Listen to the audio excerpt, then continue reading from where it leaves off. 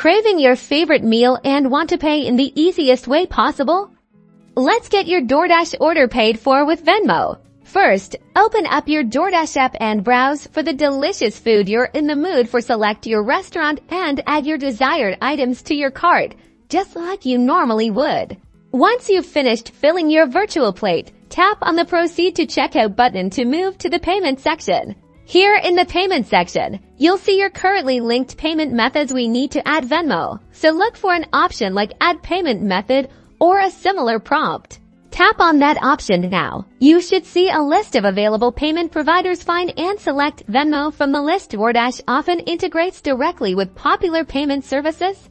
This will likely take you to a screen where you'll need to log into your Venmo account to authorize the connection. Enter your Venmo username and password, or use your preferred authentication method.